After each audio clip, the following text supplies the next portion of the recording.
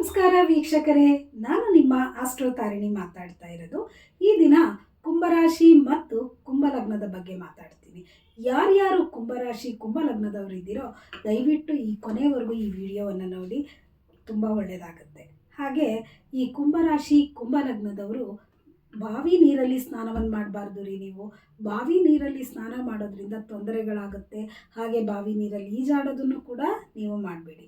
ಹಾಗೆ ನೀರು ಇರುವಂಥ ಜಾಸ್ತಿ ನೀರು ಎಲ್ಲೆಲ್ಲಿರುತ್ತೋ ಆ ಜಾಗದಲ್ಲಿ ತುಂಬ ಹುಷಾರಾಗಿರಿ, ಜಾಗರೂಕತೆಯಿಂದ ಇರಿ, ತುಂಬ ಒಳ್ಳೆಯದಾಗುತ್ತೆ. ಹಾಗೆ ಇದೆಲ್ಲದಕ್ಕಿಂತ ಮುಖ್ಯವಾಗಿ ಪಾರ್ಟ್ನರ್ಶಿಪ್ ಅಲ್ಲಿ ಅಂದರೆ ಜೊತೆಯಲ್ಲಿ ಅನ್ನದಾನವನ್ನು ಮಾಡಬೇಡಿ. ಸಾಮೂಹಿಕವಾಗಿ ಅನ್ನದಾನವಾಗಿರಲಿ ಅಥವಾ 2-3 ಜನ ಸೇರಿಕೊಂಡು ದೇವಸ್ಥಾನದಲ್ಲಿ ಅನ್ನದಾನ ಮಾಡೋಣ, ಇದನ್ನು ನೀವು ಮಾಡಬೇಡಿ. ಮಾಡಿದ್ರೆ ಖಂಡಿತ ಒಬ್ಬರೇ ನೀವು ಅನ್ನದಾನವನ್ನು ಮಾಡಿ, ಇದು ತುಂಬ ಒಳ್ಳೆಯದಾಗುತ್ತೆ.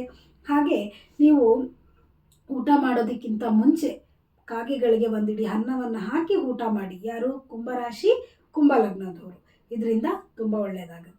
ಹಾಗೆ ನೀವು ಮಣ್ಣಿನ ತಟ್ಟೆಯಲ್ಲಿ ಊಟ ಮಾಡಿರಿ, ಇದು ತುಂಬ ಒಳ್ಳೆಯದಾಗುತ್ತೆ.